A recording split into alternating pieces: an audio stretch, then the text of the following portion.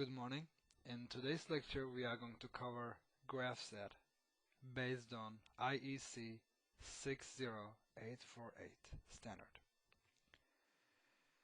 Grafcet is a standard for sequential function charts, and a sequential function chart is a chart which contains the operational behavior of a system based on sequences.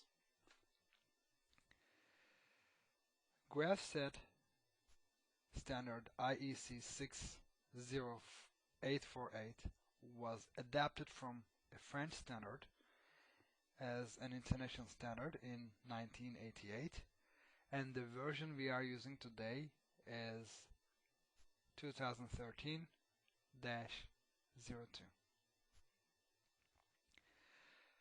Let's talk about what a sequential function chart is, and then we will move on to Grafcet and talk about why there is a need for a standard for sequential function charts.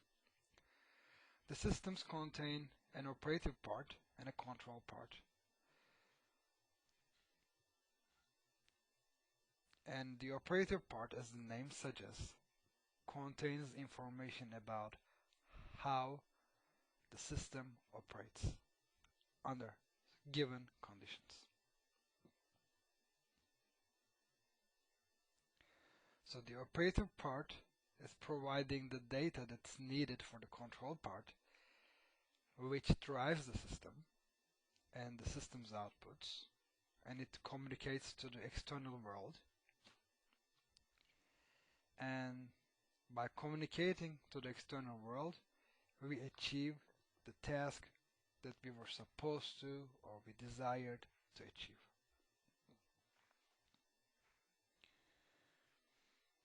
And today, when we talk about a sequential function chart or Grafcet, we are dealing with the operative part, the operational part of our system.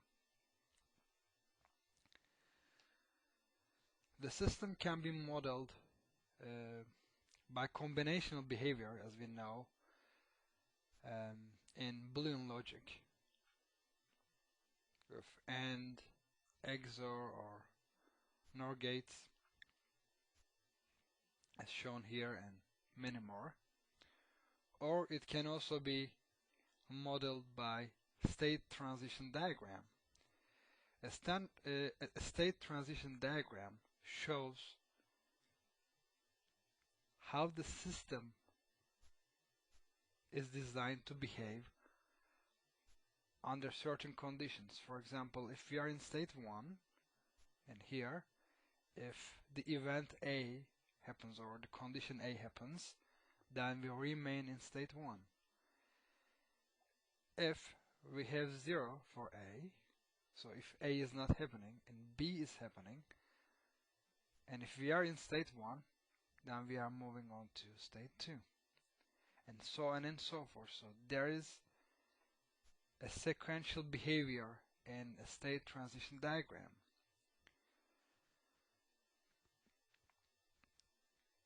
But it comes with some disadvantages. If we are dealing with larger systems, then it becomes very messy and it becomes difficult to use. Therefore, it would be more beneficial into moving into some other type of diagram, into some other type of standard, rather than state transition diagrams. If we have synchronization, meaning that two or more events are happening at the same time. If we have parallelism, meaning that two or more events are leading to the same result or results. And if we have some hierarchical relationship in different detail levels, then it will be really difficult to use a state transition diagram, and we would not want to do that. Because one of the reasons we are doing this is that we want to make sure that when we start designing the systems, we just don't directly go into programming them. Let's say we are dealing with a PLC system. We don't directly go into programming the device and see if it works or not at the end. That would mean that we might be in a position where we lose a lot of time, use a lot of effort for nothing, and where the system may or may not be behaving in the way that we would want or desire it to behave. So when we are starting to design our systems, we should really move from the behavior of going right into it, going right into programming. The way we should go with this is that we should have some definitions as to what the system should be doing under which conditions. My suggestion would be to start with some pseudocode, meaning that some everyday language like statements before we start into programming, or even before we start drawing or making our sequential function charts. So my suggestion would be that you start with some pseudocode, meaning that, okay, if input 1 is on and if this condition is fulfilled, then that should happen, and so on and so forth. So just like simple sentences, we write these down. Then the next step would be to translate those statements into sequential function charts, and after that we can go ahead and start programming. In this way, when we do our designs progressively and logically, when we move on to next step, and when we are working on it, we can always go back to the previous step and double check to see if there is consistency between the step we are at now and the previous step. So we gain more confidence, and it becomes less likely that there are going to be some mistakes, there are going to be some errors in our programming. So that's one reason. And another reason is that when we have a logical flow, when we can show our designs by some pseudocode, some sequential function chart, then move on to programming. If someone else is working with us, or if someone else needs to work on the same task after we have already worked on it, then it will be a lot easier for them to follow our steps and pick up the job.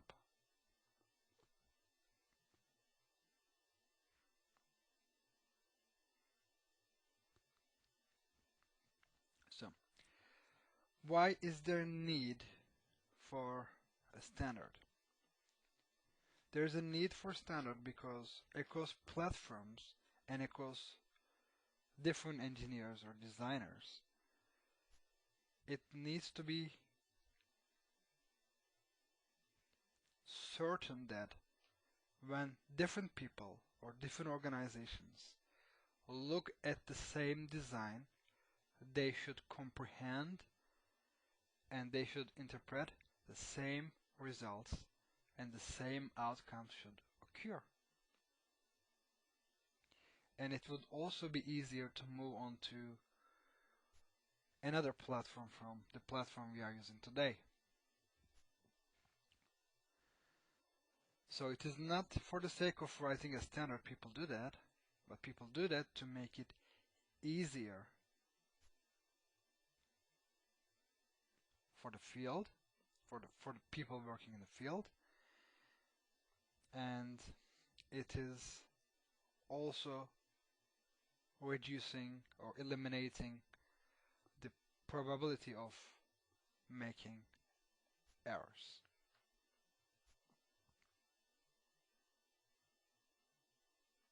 Okay, so what do we have with a sequential function chart? Let's assume a simple system where we need to turn a red light on under some condition and then turn on a green light under some other conditions. So we can go ahead and open our books. I have version 4 as PDF in here. It is page 127 for the PDF document, figure 611. And in the new version, version 6, it is figure 611 again on page 160.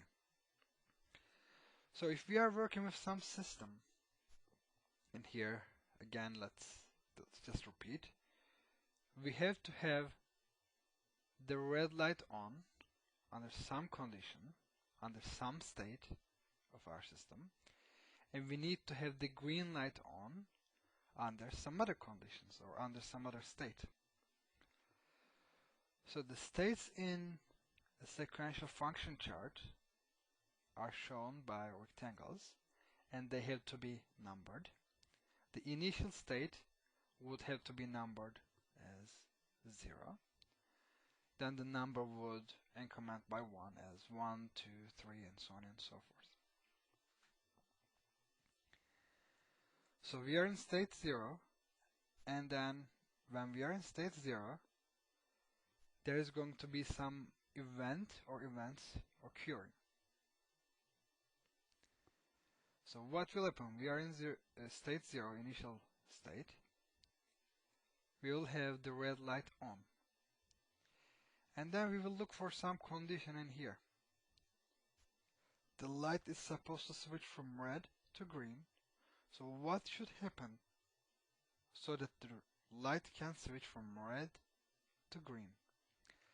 Let's say the time between the red light being on and green light being on is 1 minute. So we will have the state of red light in here, the state 0. It will be on, and then we will have some type of counter in here, or timer. Then we can judge if it has been 1 minute since the red light has been on. And if it has been 1 minute,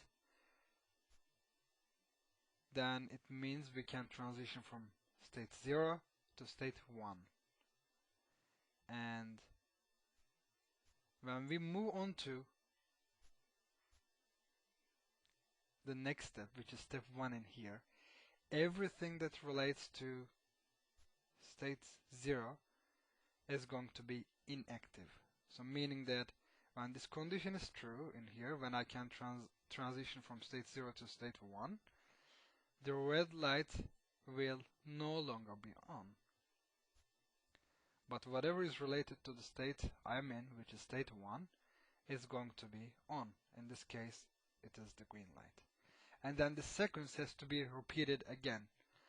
Then I need to wait for a certain amount of time. Let's say it's 1 minute again. And after this is being gone, the time of 1 minute, then the red light has to be on again, and then this will keep going on and off. It will keep repeating itself. So therefore, after this condition is true, then I go back to the very first state, the initial state of my system. And then these events will just keep repeating themselves. In order to avoid confusion, we can put an arrow in here. So it shows that after this condition is fulfilled after the green light has been on for 1 minute, then the system goes back to the initial state and the red light is turned on again.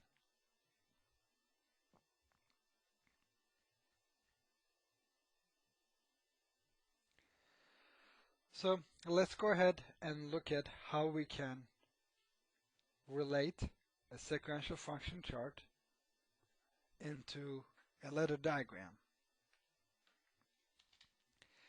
It is page 128 on the PDF, the 4th edition, figure 6.13. And again, it is figure 6.13 in the 6th edition on page 162 on the hard copy. So let's assume we have a system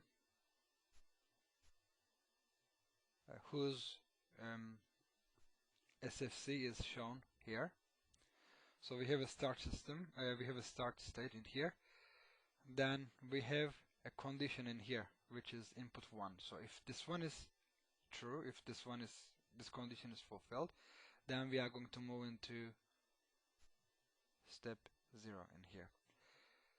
This in here, the condition between the boxes or the states,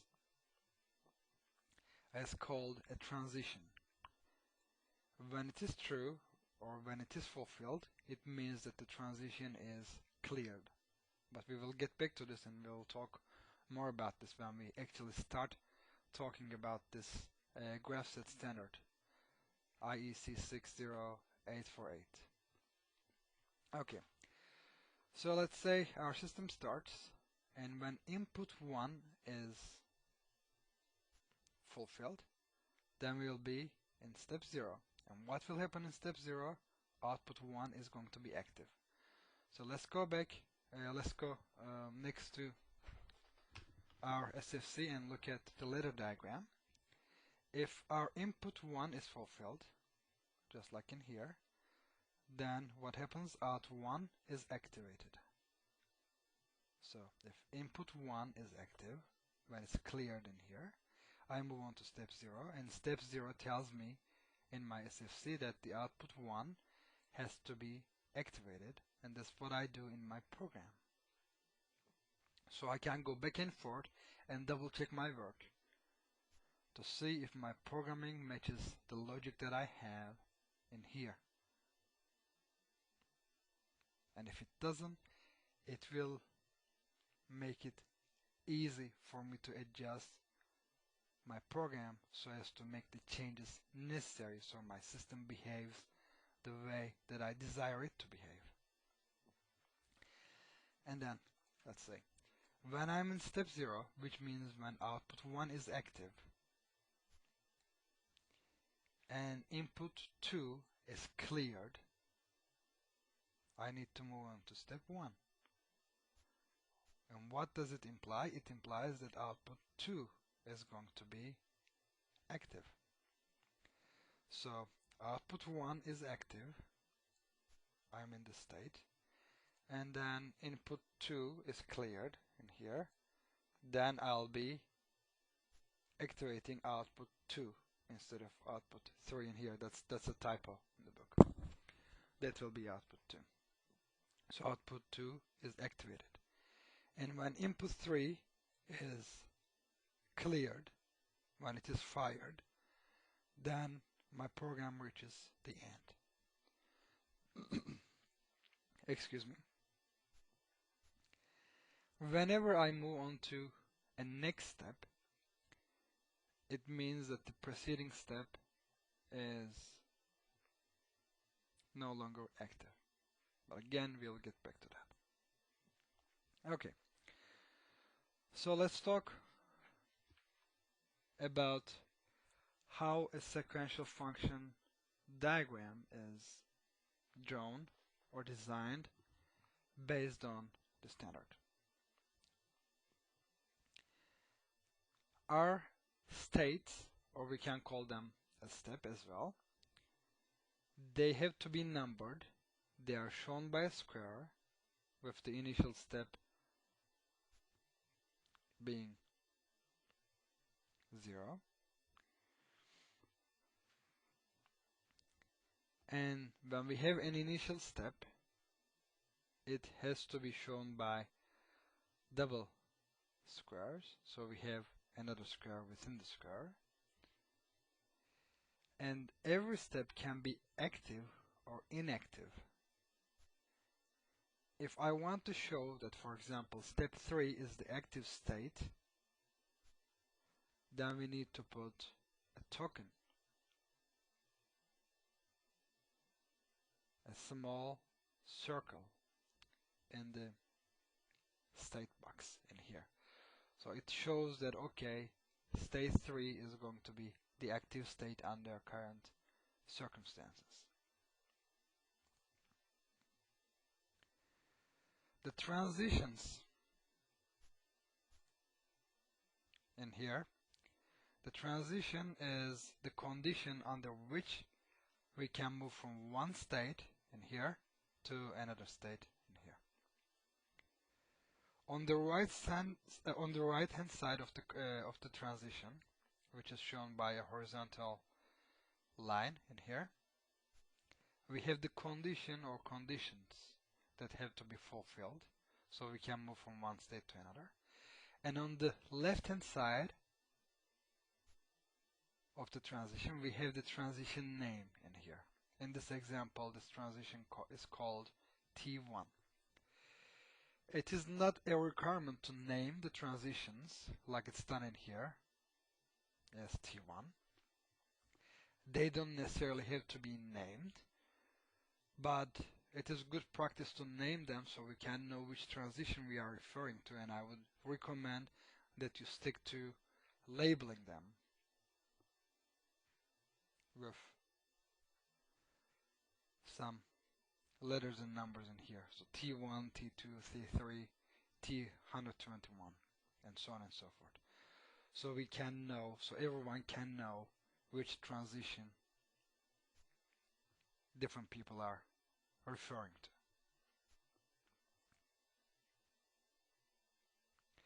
So a transition can receive an event, it can receive an action, or it can receive a combination of the two, meaning that an event and an action combined.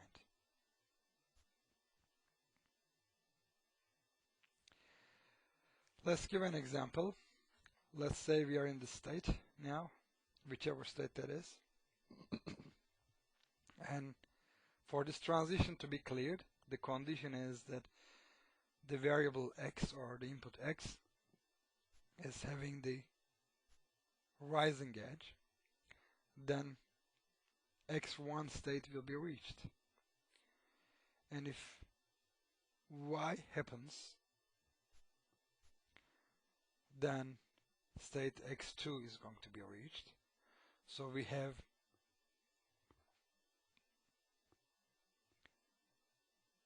an action, we have an event, and in here we have the combination of them. So in here, if I'm to move from state x2 to the following step, then it means that x has to be true and z has to go from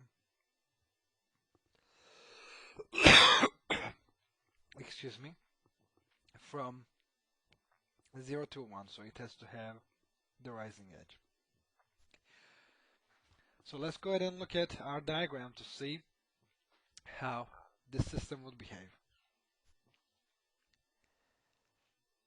based on the assumption that signals x, y, and z hold these signal waveforms as shown in here. So at this point in time, x is moving from 0 to 1, so the rising edge event is happening. So it means that this condition in here is fulfilled, so I'll move on to state x1. So state x1 is activated. And it will remain active so long as the transition following it, which is y, is inactive. But at this point in here, y becomes active. So when y becomes active, the state preceding it, which is x1, it goes down, it is no longer active, it becomes inactive. Then x2 becomes active. Okay, so x2 is active, and x2 will remain active up until the time x is true and z is having a rising edge. So there is an AND operation in here. So x in here is true in this entire period, but we need to also look at the time where z is moving from 0 to 1, and that is happening at this point in time. When we go down, when this is true, meaning that both conditions are fulfilled, x2 is no longer going to be active, and the step following it, whichever that might be, is going to be active.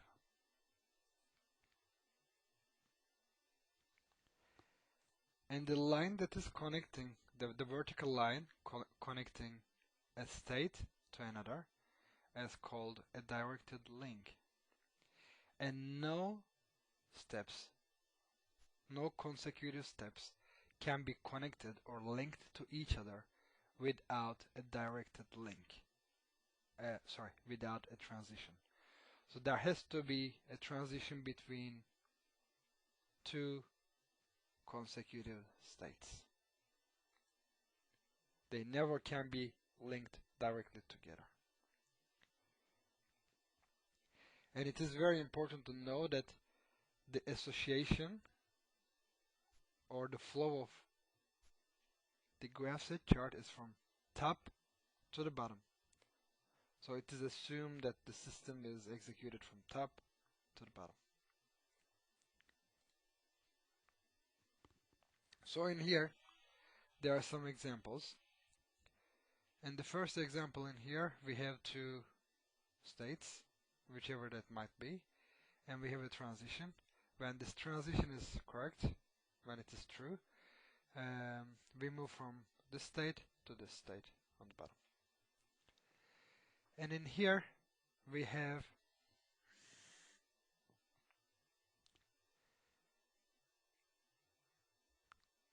three different steps that might occur based on three different conditions. So let's assume we are in the state. If condition X happens, we will move on to step. That's shown in here. If condition Y happens, we'll move on to this step. If condition Z happens, we'll move on to this step. And if we have events that are repeating themselves, then we can show them, we can connect them again with a directed link. And we are not required to have an arrow to show the direction of flow, but it is good practice, and again it is recommended that you have this arrow to clear any possible misunderstanding. There are two different types of actions. One is a level action and one is impulse action. They'll also be related to continuous and stored mode of Grafcet. A level action is modeled by a binary variable, and it has finite duration, meaning that the output or the outputs connected to it are only going to be active so long as that step is active.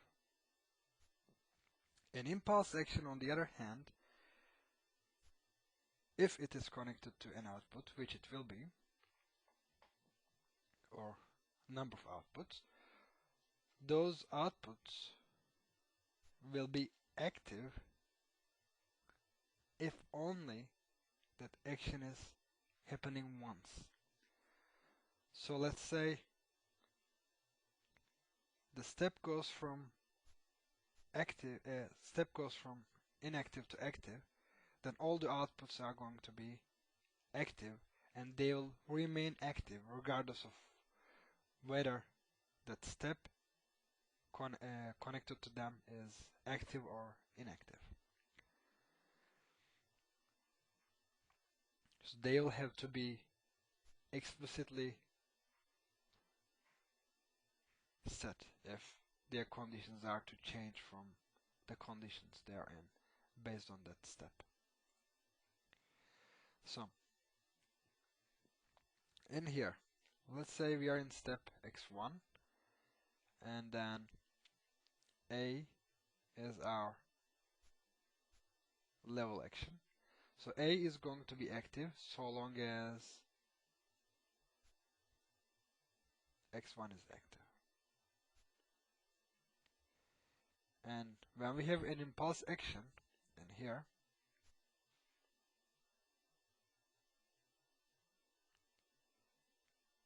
it happens so long as x2 changes from 0 to 1 in this example. So when it becomes active, then our corresponding output becomes active. So let's talk about unstable situations in the Grafcet. Let's assume we have a system like this. So our initial state is state 1, and we have T1 transition and T2 transition in here.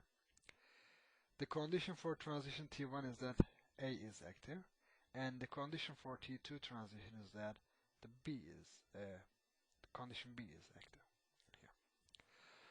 So let's assume that B is already fulfilled, and we are in this initial step in here.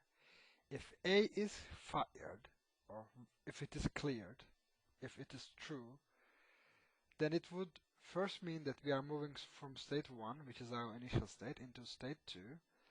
But since B is also fulfilled, then it would mean that we are moving directly from 2 to 3.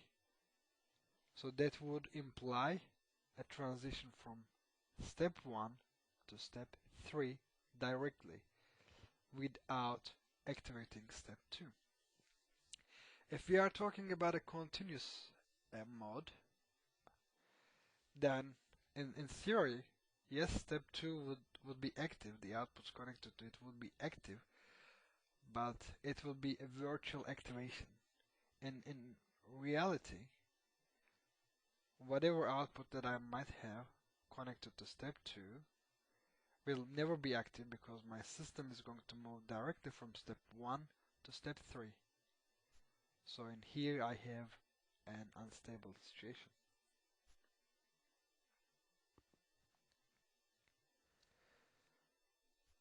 So let's just go ahead and talk about some evolution rules.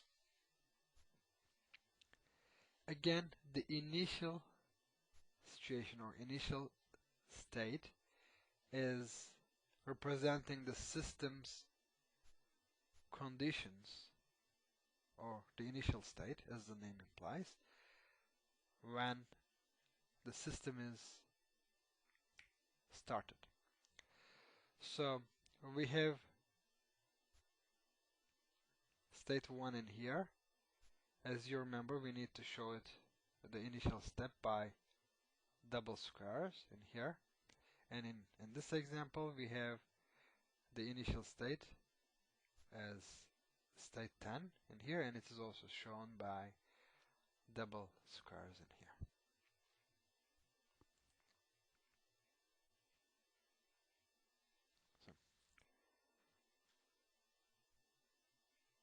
And the active step is, or the active state is always shown by this token in here. This in here means that this transition is always enabled. It's always true. So whenever when I'm in here, I move directly into transition 2, state 2. And then if T2 is cleared, or if it is fired, then we move on to state 3, or whichever state that's connected to it.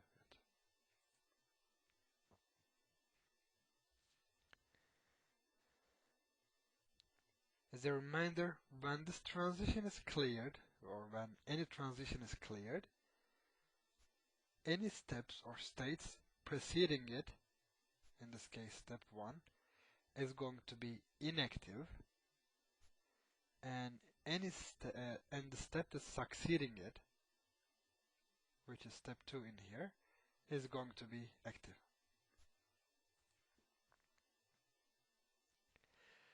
We can have simultaneous evolution. Let's assume we are in state 1 in here. This is the active state because we can see that the token is here. And in simultaneous evolution, we can see that two different things can happen. So our system is branching into 2 in here. So either T1 can happen or T2 can happen in here. And in here, both of them are going to happen because both of them are always true, both T1 and T2. So state 2 and state 3 are going to be active simultaneously.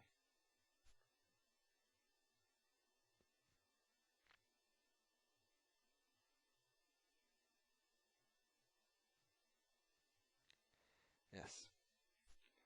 So that is what we talked about when we talked about a simultaneous activation and deactivation. But we can just repeat again. When we have a simultaneous activation and deactivation of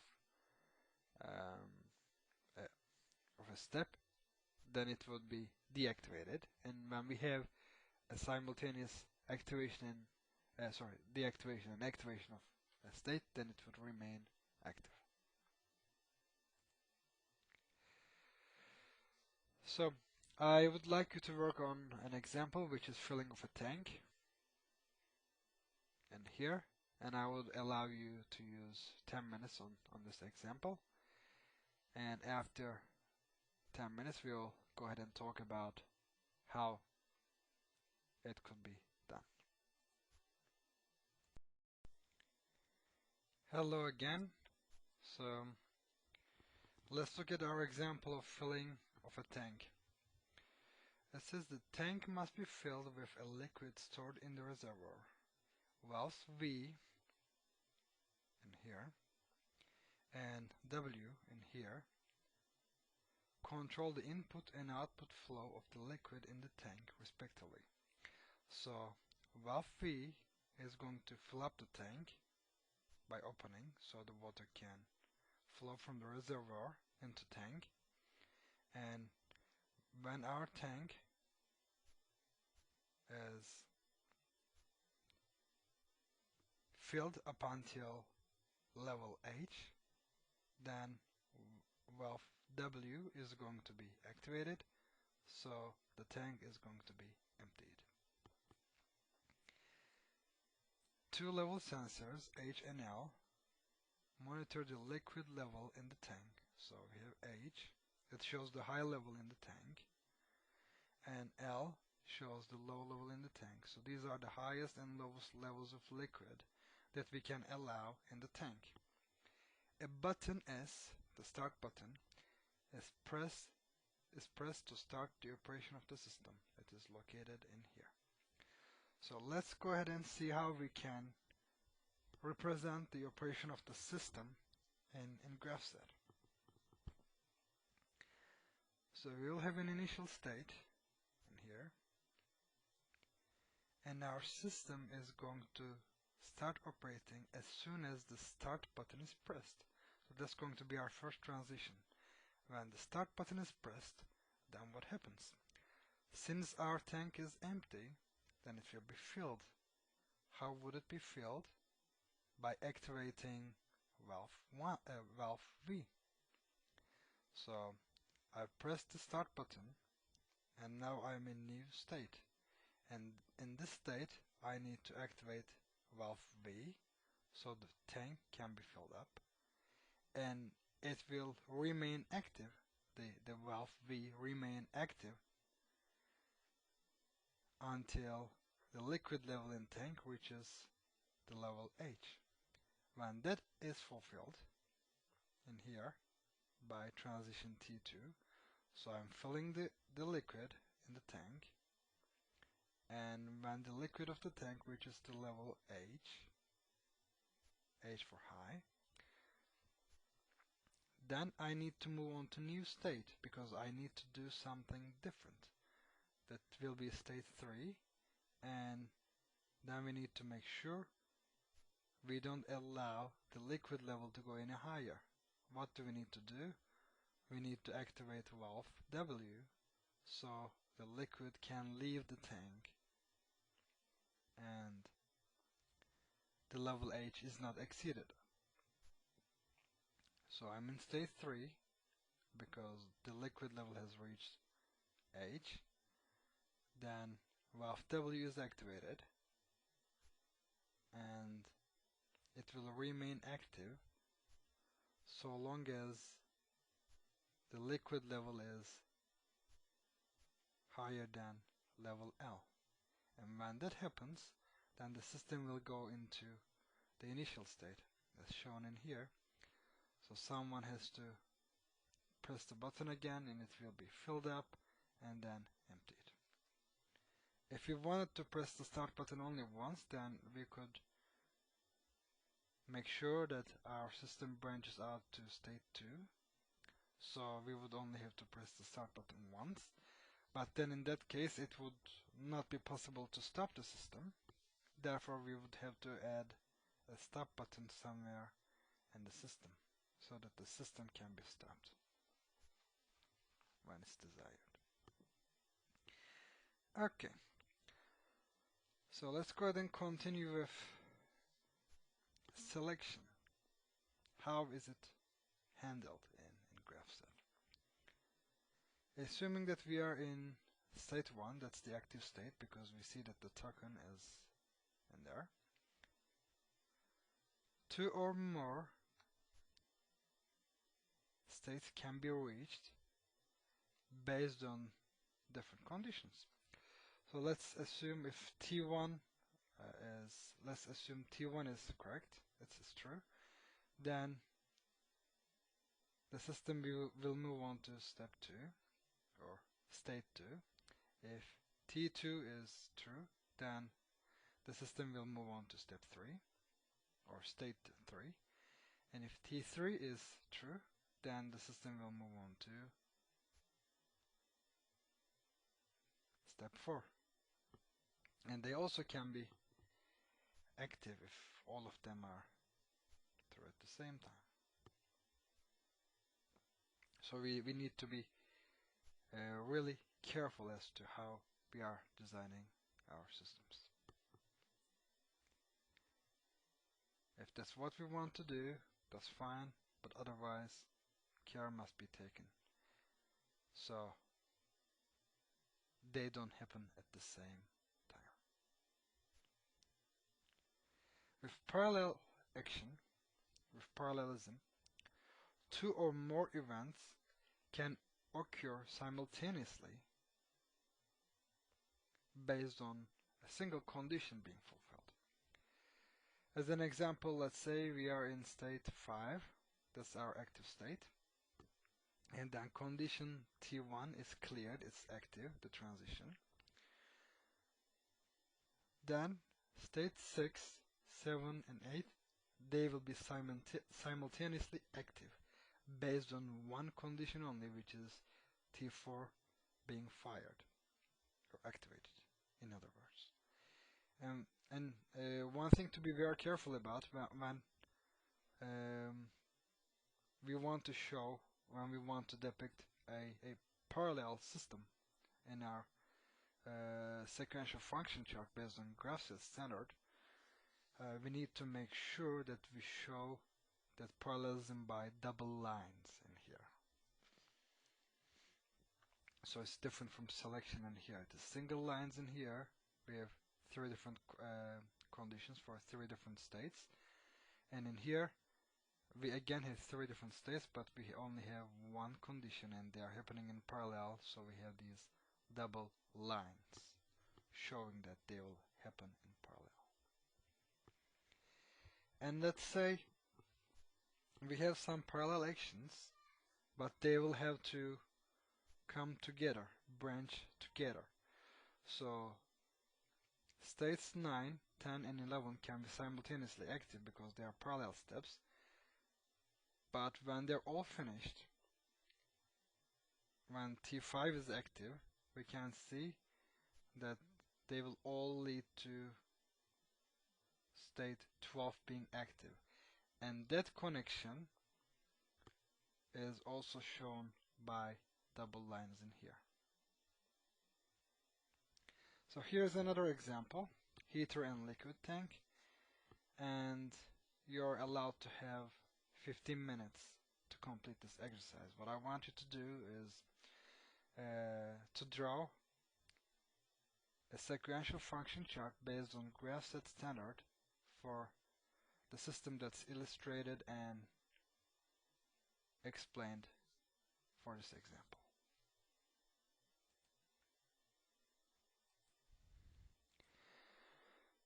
So our system in the example is shown in here. We have two valves, V1 and V2. V1 is to fill up the tank and V2 is to empty the tank. We have a heating element called Q, is to heat the liquid in the tank. And we have temperature measurement of the liquid in the tank, and we have two level sensors, L1 for high level and L0 for low level. So what will happen is that when the liquid level reaches L0, which is the minimum liquid level to start the heating process, the heating process will start and the liquid in the tank will be heated up. If the water level reaches L1, then there is going to be no more water or liquid intake into the tank. So let's go ahead and see how the system could be working and how we can implement it in Grafcet. So what will happen in the system is that when we are in the initial state, let's denote it by x1, and when the system is started, let's say there's a start button to start the system, we move on to state x2, and valve 1 is operated, meaning that the tank is being filled up. This will continue up until the liquid level reaches L0.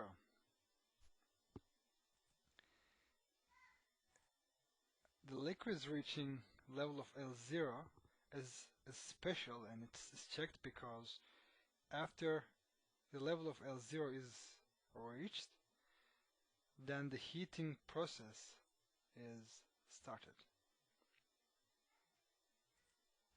So if L0 is reached, then it means that the heating will be started, but at the same time valve 1 will continue to be open and fill up the tank. So they will be happening simultaneously based on one condition in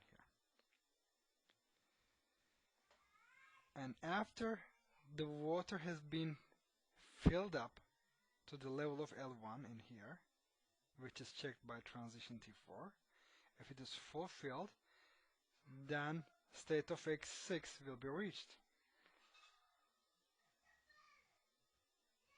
But heating of water or heating of liquid is going to take much longer time than filling up the tank.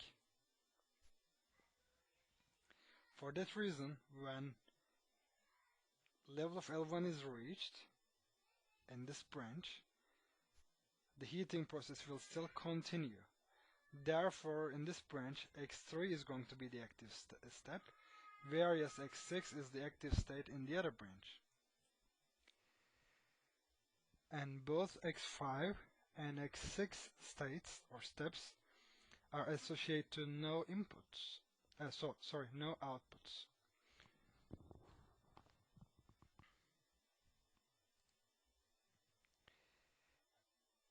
after the water or liquid level reaches L1 and it's been heated up to the desired temperature of T, then the system will automatically move on to state X7 because transition T5 is always true, which means that it will always be fired. So after the water level reaches L1 and it's heated up to temperature of T, then we are moving on to X7, which is to activate valve 2 to empty the tank.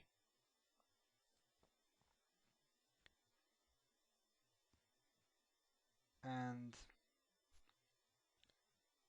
the water level is going to be activated, and if it goes below L0, then we are going to move on to the very beginning and start filling up the tank and then heating it up again and emptying it.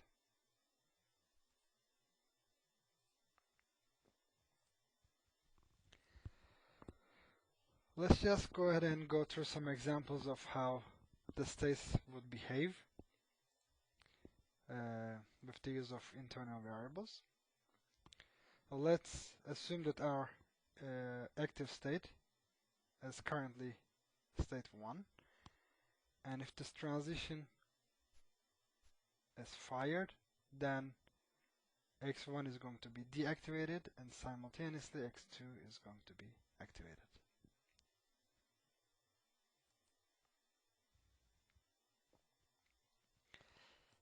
If we are talking about input events, it means that it is associated with rising or falling edge of a logical variable.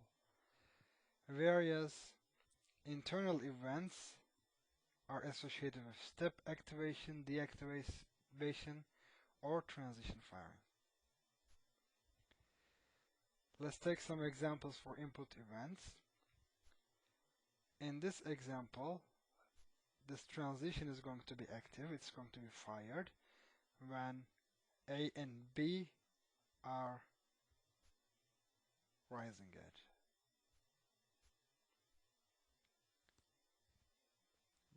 When we put them into AND operation. And here we are comparing C and D variables, and if that is correct, if C is larger than D, we are in the rising edge, this transition is going to be active. And in here, if X2 is having falling edge and E is active, E is true, then this transition is going to be active and we'll move from this initial state or the current state into the next state. So we talked about continuous actions and stored actions. Let's go through and have some examples about how the signals could look under continuous and stored operations. If you're in state 1, or we could show it by X1 in here, it's the signal. So long as the state 1 is active, A is going to be active. When it becomes inactive, A will become inactive as well. We can also have a continuous action based on some condition. Well, first we need to be in state 2 in here. State 2 has to be active, just like in here. But it is not sufficient for B to be active, output B to be active. For B to be active, the system should be in state 2, as it is in here, but also the condition C should be fulfilled. So X2 and C will be giving us the result for B, the outcome for B. So when they are both active, x2 and C, then B is active, as shown in here. When this condition is not fulfilled, then B is not active.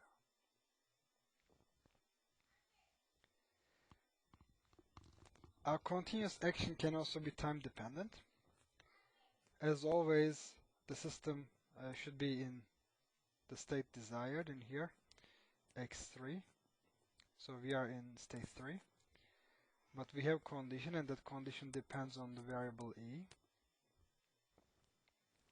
And it is going to be active, the output D is going to be active 2 seconds after E has become active.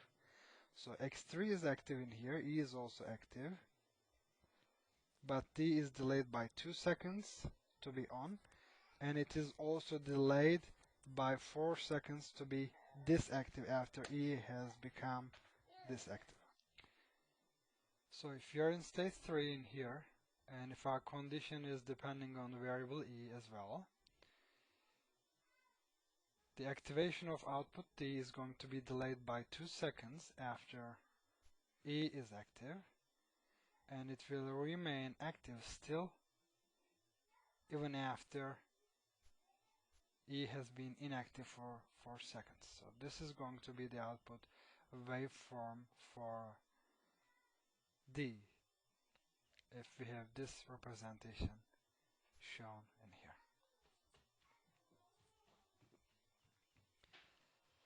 We can also have a time delayed continuous action.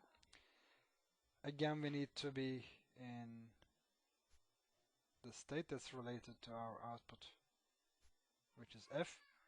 In this case, our state related to F is 4. So we are in here, and 5 seconds after state 4 has been reached, our output F is going to be activated. So the output is going to be delayed by 5 seconds in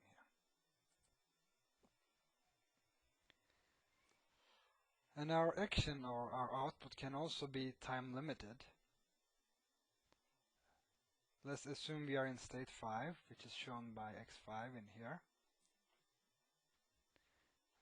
And our condition is x5 being active 2 seconds after that.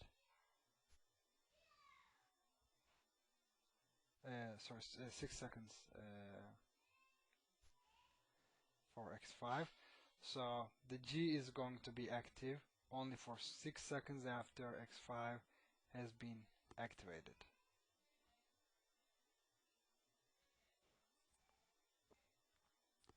So let's take another short break before we move on to stored actions, and we will talk about stored actions in our final part of the lecture. So we continue with stored actions. Stored actions are different in comparison to continuous actions in their behavior, and careful action should be taken when dealing with these stored actions. If you're in state 1, and if this variable A or the output A is going to be set to 1 when it is active, and our state x1 is having this type of waveform, meaning that it is active only for this period of time in here, the A is going to be turned on when x1 reaches the value of 1 in here, because that's the value that's set for A, and it will remain that way even after x1 drops down to value of 0. As the name suggests, this will be a stored action. It can also be on the falling edge or deactivation. So we are in x2, as long as x2 is active, the state 2 is active, b is not set to the value that's given in here, but it is set to the value given in here when x2 goes from 1 to 0. Therefore, we have this arrow facing downwards. So when x2 is no longer active, then it's going to have the value that's shown in here, which is 0. And it will remain that way. It could also be on, firing. So we have the state x3, and then we have T1 state in here. The T1 transition in here. When T1 transition is fired in here, which means that x3 is turned off, because when T1 is cleared, then it means that we are moving on to the next state or next step.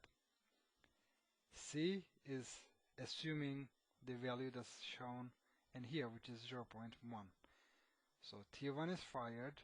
Of course, x3 is going to go down because it's not going to be active anymore, but C1 is going to have the value that's shown in here when it is fired. And that's how we are supposed to show it. On input event, in here, our output is going to assume the value of 2 if we are in state 4, but also if the variable a is having a rising edge. So we are in x4, state 4 in here, and then we need to check how variable e is behaving. It is having the rising edge in here, so it means that my variable, my output, is going to assume the value given in here, which is 2. It's assuming that value, and even after this variable e in here is no longer in this active state, it doesn't affect our output in here. It will still remain at the value of 2. So therefore, again, I'm reminding that careful action has to be set. So when we have a stored action, when we have an output that is connected to a stored action, then we need to make sure we explicitly set them or reset them. Okay. So here is another example, this filling of tank again, but it is a little bit more complicated than it was before. The filling process is triggered by the rising edge of S, the start button in here. Tank 1 and tank 2 are going to be filled up simultaneously. And filling may start again only after both tanks, tank 1 and tank 2, are emptied. Of course, V1 and V2 are going to fill up the tanks, and W1 and W2 are going to empty the tanks. V1 is closed 2 seconds after H2 becomes active. H1 becomes active. So when the liquid in here reaches the value of H1, which is the highest allowable limit, then the valve is going to close, and W2 is open 10 seconds after H2 is activated.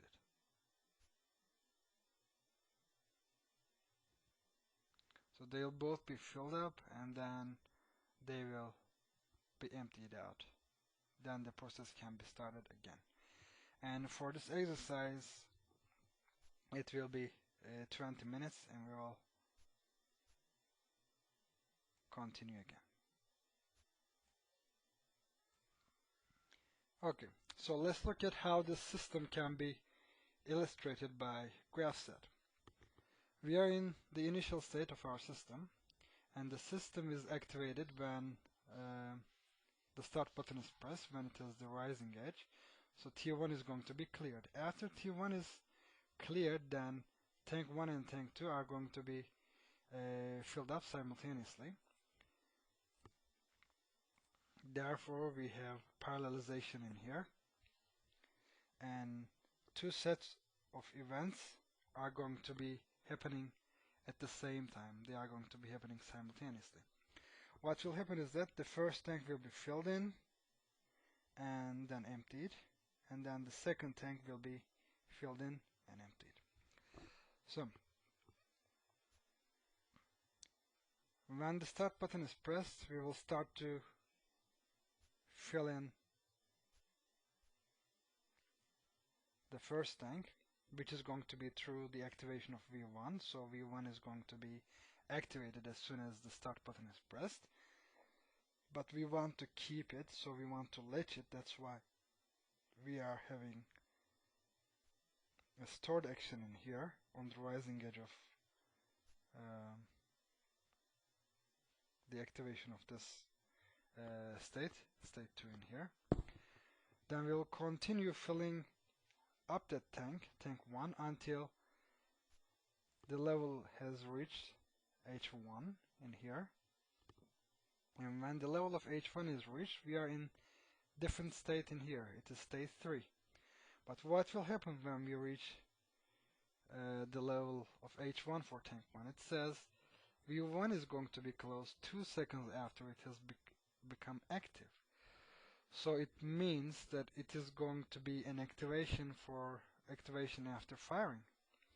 So 2 seconds after X3 has become active, there is going to be an activation for VAF3. Well, it is going to be deactivation because we need to close it. So X3 is active, and we'll wait for 2 seconds, and then when the 2 seconds have elapsed, which means that T3 is going to be fulfilled, then we are going to deactivate V1 in here. Then of course, next thing is to empty the tank by activating W1, and that will be done. And we'll continue to empty the tank until we get to the lowest allowable limit here, which is L1. And that's what will be done for the first branch. What about the second branch, the second tank? V2 is going to be activated in here, so we can fill up tank 2.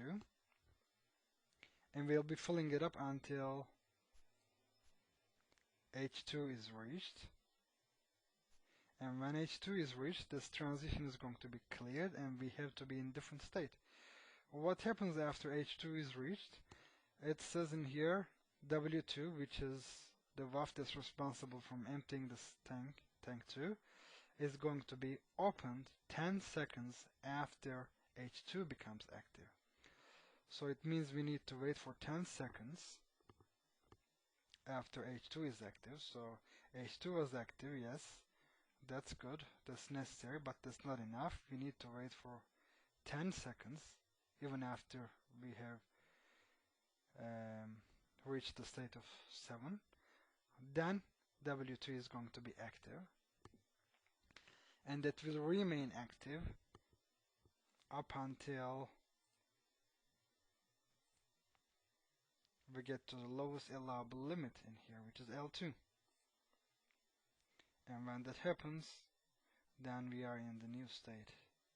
So when both tanks are emptied, then it means the process finished. Therefore, we have this always true condition in here when we branch them together. And we go to the very beginning and we show the arrow in here. Again, this arrow is not a must, but it is very good practice to have it, so there can be a clear indication of the direction of the flow in the system. Okay, hierarchical graph sets. We can be having forcing and closing and micro steps to make it more modular and also model larger graph sets, larger systems in Grafcet. So we can have subgraph sets, so meaning that a graph set, a large graph set, can be divided into smaller modules. we can have micro steps and we can have encapsulation. So, how can we force graph sets? Let's assume in our graph set we are in state 1, and then this is what will happen. In graph set 2, when we are in state 1 in our graph set, in graph set 2, steps 1, 2, and 3 are going to be active. So graph set 2 is going to be forced into association. In this example, when we are in state 2, graph set 3 is going to be forced into being in the same situation as it was when step 2 has become active. And in this example here, step 3 is reached and graph set named G4 is going to be forced into the empty situation where it is deactivated. Here we can see some examples in here. We are in state 1, G10 is going to be deactivated and G100 is going to be in its initial state. And in here, G10 is going to be in its initial state and G100 is going to be in its deactivated state.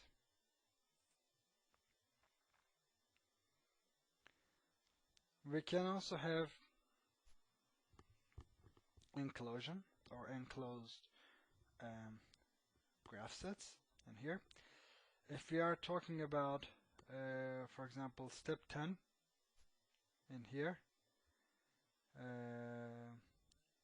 and it contains more than one step, then we can enclose it in here. When we have this symbol that's shown in here, it means that this is an enclosed graph set. So in here, what is contained in it then? In step 10, steps 20 and 21 are contained, and when step 10 is activated, step 21 of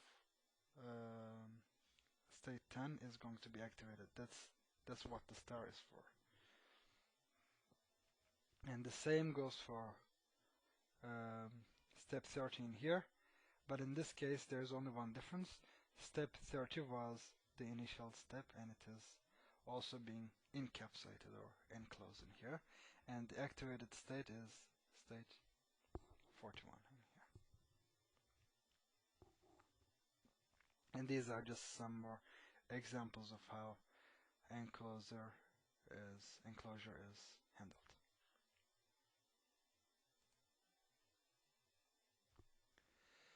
If our steps are also containing some parts of process that are composed of some sequence, we can also have them as micro steps.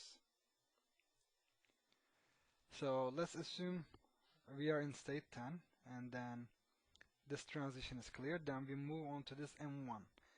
So this is how we show a micro step in here. This micro step is actually containing multiple steps, and those steps are shown in here. A micro step will start with E1, that shows the start of micro step, and it will end with S1 in here.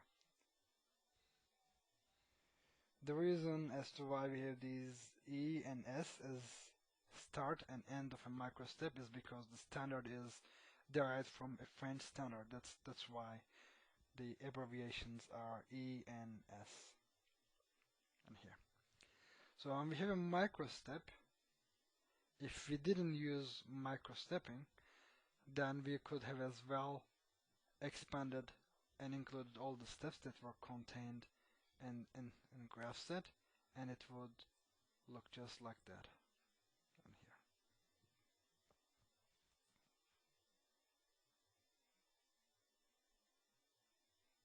So for different procedures we can have micro steps. For example, this is our high-level Grafcet, and we have a certain sequence for manual or reset mode in here, which can be handled by this M2 Grafcet microstep in here, which is shown in here. And we have another sequence for automatic control mode, and that is shown in here. As you can see, it increases the readability, the modularity of the system. So we can make the changes in here and they will be affected in the main Grafcet. And also please pay attention that we start with E in here as initial steps in here, and then we end with S to end the microsteps. At the end of the lecture, I have 5 exercises for you. 2 of them are contained in this PDF note of lecture notes, and I want you to work on these 2. And I have some additional exercises for you. I have 2 more exercises and in a separate PDF document which will be uploaded onto Canvas. So the lecture notes, the exercises that I want you to work on, and the Grafcet standard are all going to be uploaded on Canvas under lecture 2 module. And you're all very welcome to contact me by via email if you have any questions, if you have any points that need more clarification, and you're welcome to do that at any time. So thank you for today, and I look forward to receiving your feedback.